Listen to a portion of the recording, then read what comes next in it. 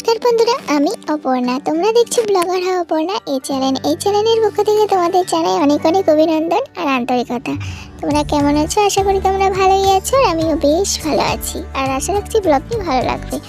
তো আজকে আবার আমি ইভিনিং থেকে ব্লগটা স্টার্ট করলাম। অ্যাকচুয়ালি এই যে হাট বাজারগুলো করে এনেছি, বিশেষ করে হলুদ রঙের ফুলকপি, সেটা আমি খাবো, অথচ আমার বন্ধু বান্ধবের সঙ্গে শেয়ার করবো না, সেটা কি হয়? তাই আবার আমি সন্ধ্যেবেলায় আমার হাজব্যান্ড হাট করে নিয়ে এসছে এবং হলুদ রঙের স্পেশালি ফুলকপি নিয়ে এসছে, তাই তোমাদের সঙ্গে শেয়ার করলাম। আর ভিডিওটা আমি আবার সন্ধ্যেবেলা থেকে স্টার্ট করলাম। তো যেহেতু বিকেলে একটা ভিডিও শেষ করে দিয়েছি, তো আজকে অ্যাকচুয়ালি দুটো ব্লগ হয়ে গেল, তো কী করবো। তো তাই আর অনেক কিছু সবজি এনেছিল শীতকালে, তো এবার পেঁয়াজকলি খাওয়াই হয়নি বলতে পারো। তো আজকে ফার্স্টে আমি বলতে পারো যে পেঁয়াজকলিটা নিয়ে এসেছি। তো আর ওই যে হলুদ অনেক কিছুই ছিল, এই আর কি। তারপরে দেখো হাট থেকে আরও নিয়ে এসছে সেই নিমকি। আমার ছেলে বায়না করেছিল নিশ্চয়ই ওর বাবার সঙ্গে, তা নইলে তো আর কিনে দিত না তেলে ভাজা। তো এই আর কি। তো দেখো আমার ছেলে এবার ঢালবে। তো ওর ছোট্ট হাতের এই ছোট্ট কাজগুলো দেখতে আমার খুব ভালো লাগে, তাই আমি তোমাদের সঙ্গে আজকে শেয়ার করলাম। পারে না, তবুও দেখো কীভাবে ঢালার পরে যে কাগজটা ওখানে ছিল সেটাকে আবার সরিয়ে ফেলে আবার পুনরায় ঢাললো। তো বেশ ভালো লাগে ওর ছোট্ট হাতের এই ছোট ছোট কাজগুলো আমার দেখতে, এবং ওর পাকা কথাগুলোও শুনতে। তো তোমাদের কেমন লাগে আমার ছেলের কথাগুলো অবশ্যই কমেন্টের মাধ্যমে জানাবে। আর তারপরে আমার হাজব্যান্ড একটা চৌকি নিয়ে এসছে, ওকে একজন গিফট করেছে চৌকিটা কিন্তু বেশ বড় না, ছোট। তো আমার মেয়ে তো শীতকালে এই ঘরে বসে পড়া করে, তো চৌকিতে পড়লে আর কি ওর ঠান্ডা লাগবে না, এটা ভেবেই ও চৌকিটা নিয়ে এসছে। তো দেখো এখন এই মিটকেসটা সরিয়ে এই জায়গা থেকে সরিয়ে অন্য জায়গায় ট্রান্সফার করা হচ্ছে, এবং যে ফ্রিজটার উপর সব কিছু রান্নাবান্না করে রাখতাম, কৌটো কাটিয়ে এনে রাখতাম, সেটাও চেঞ্জ করা হবে জায়গাটা। তো তাই আমার হাজব্যান্ড এগুলো সরিয়ে নড়িয়ে দিচ্ছে। আর আমার তো ক্ষমতা নেই ভারী জিনিসপত্রগুলো সরার, তো ওই পারে তাই ওই সরাচ্ছে, নইলে হয়তো আমাকে চেষ্টা করতে হতো। তো দেখো তাই এখন এই মিটকেসটা ও ঠিকঠাক করে জায়গা মতন রাখছে। তবে যে কতবার যে চেঞ্জ করা হয়েছে মিটকেসটা সরাতে এবং নড়াতে, কি আর বলবো। ফার্স্টে একদিকে রাখা হলো, তারপরে ভালো লাগছিল না ঘরের লুকটা। আসলে ওইখানে একরকমভাবে জিনিস যদি রাখা থাকে, পরে যদি আবার না চেঞ্জ করা হয় তাহলে কিন্তু ভালো লাগে না। মানুষের দৃষ্টিভঙ্গি তো কখনো একরকম থাকে না, এই আর কি। তো দেখো এই যে এইভাবে ফার্স্টে রাখা হলো, তারপরেও চেঞ্জ করেছি। আর তারপরে দেখো অনলাইনে একটা জিনিস অর্ডার দিয়েছিলাম, এটা অ্যাকচুয়ালি আমার মায়ের জন্যে। তো বলেছিলাম তো আমার মায়ের প্রচণ্ড শরীর খারাপ, তো সেই জন্য কেমো চলছে। তো তোমরা এবার গেস করে নাও কি হতে পারে। তো সেই জন্যেই বন্ধুরা এখন এই যে ফার্স্ট চুল অর্ডার করেছিলাম। আর কেমো চলে তো তোমরা জানোই সমস্ত চুল উঠে যায়। আর দেখো এর সঙ্গে একটা কি সুন্দর রাবার টাইপের, মানে গেঞ্জি রাবার টাইপের মাথার মধ্যে পরিয়ে তারপরে বোধহয় চুলটা পরাতে হবে, যাতে মানে কোনো রকম আঘাত না লাগে। তো সেই জন্য চুলটা এত সুন্দর এসছে কি আর বলবো, দারুণ এসছে। আর আমার দারুণ পছন্দ হয়েছে।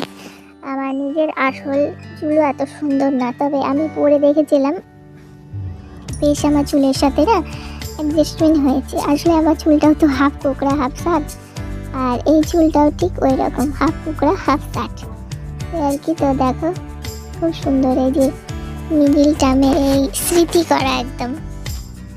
আর আমার মাথাতে তো পুরো একদম সেট খেয়ে গেছিলো, এবং খুব ভালো লাগছিলো আমার মাথাতে সেট খাওয়ার পরে, দারুণ লাগছিলো বন্ধুরা। তো তোমাদেরও যদি এরকম হাল হয়ে থাকে আমার মায়ের মতো, তো তোমরা অবশ্যই এরকম একটা ফলস চুল কিনে নিতেই পারো।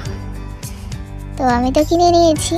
আর দেখো এই রইলো এখনকার মতো আমার ঘরের ফাইনাল লুক। জানি না কবে আবার চেঞ্জ করব, যবে চেঞ্জ করব নিশ্চয়ই তোমাদের সঙ্গে সেটাও শেয়ার করব। আর এই রইলো চৌকি, এই যে ছোট চৌকিটার জন্য ঘরের লুক পুরো চেঞ্জ হয়েছে, কিন্তু একদম আমার পছন্দ হয়নি আর ভালোও লাগছে না।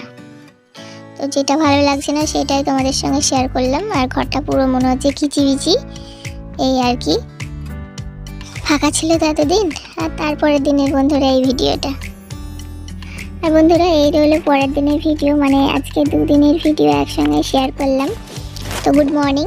দেখো মর্নিংয়ে এখন চলে এসেছি আমি রান্নাবান্না করতে। তোমরা তো সকলেই জানো যে আমি মর্নিংয়ে রান্নাবান্না স্টার্ট করেছি, যেহেতু আমাকে সকাল 8টা থেকে 8:30টার মধ্যে ব্রেকফাস্টটা কমপ্লিট করতে হবে। অ্যাকচুয়ালি আমি রাত্রেবেলায় তাড়াতাড়ি ডিনারটা কমপ্লিট করে নিই, তো সেই জন্যে। তো দেখো এই যে করলা আলু চচ্চড়ি হবে সেটা কেটে নিলাম, আর ভাতের মধ্যে একটা করলা পাকা ছিল সেটাও সেদ্ধ দিয়ে দিলাম। আর এখানে দেখো আমার ছেলে কীভাবে ম্যাগিটা চেটে পুটে একা একা খাচ্ছে। আর ওই দুষ্টু মিষ্টু কাজগুলো না আমার খুব ভালো লাগে, তাই তো ক্যামেরা বুদ্ধি করি। আর তারপরে দেখো আজকে উচ্ছে আলুর চচ্চড়িতে না, উচ্ছে না, এটা করলা আলুর চচ্চড়িতে না ফুলকপি দিয়ে করবো, আর পেঁয়াজটা ফোড়ন দেবো, তাই এইভাবেই তোমাদের সঙ্গে শেয়ার করলাম। দেখো এতে কাঁচা লঙ্কা আর পেঁয়াজ ফোড়ন দিয়েছিলাম, আর তার মধ্যে দিয়েছিলাম একটুখানি জাস্ট রাঁধুনি। বেশ টেস্টি হয়েছিল বন্ধুরা। তারপরে যে পেঁয়াজটা ভালোভাবে একটুখানি জাস্ট ফ্রাই করে নিয়েছি, তারপরে ফুলকপিটা দিয়েছিলাম। আর ফুলকপিটা দিয়ে একটুখানি জাস্ট নাড়িয়ে চাড়িয়ে করলাটা এবং আলুটা দিয়ে দিয়েছিলাম। আর এই রেসিপিটা আমি এভাবেই করেছি, আর লবণ হলুদ ইউজ করেছি এতে, আর কোনো আমি মশলা ইউজ করিনি। তোমরা তো জানোই যে তেল মশলা ঝালটা একটু কম খাওয়ার চেষ্টা করি।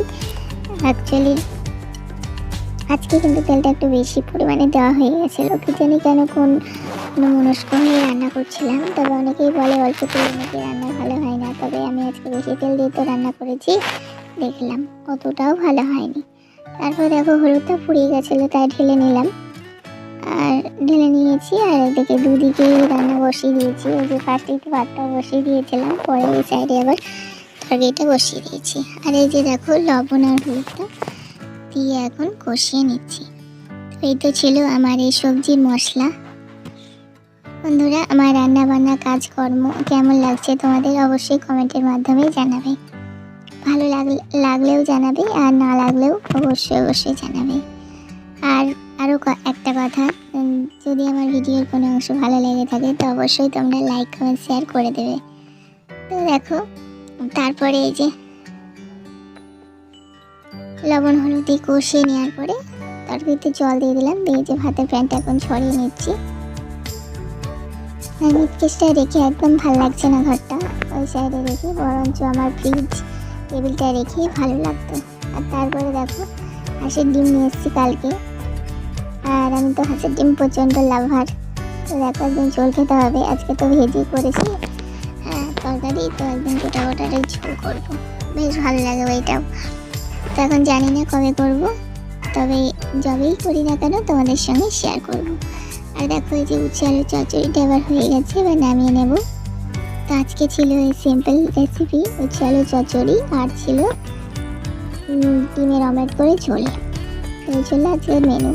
আজকে ডিমের অমলেট করে ঝোল করলেও বন্ধুরা ফুলকপিটা আগে তো ভেজে তুলে নিয়েছি, আর তারপরে কি করেছি জানো তো বন্ধুরা, ওই ডিমটা যখন ভেজেছি, দুটো ডিম 4টে ডিম রান্না করেছি, ছটা আসলে পরে বয়স দিতে আমি ভুলে যাই।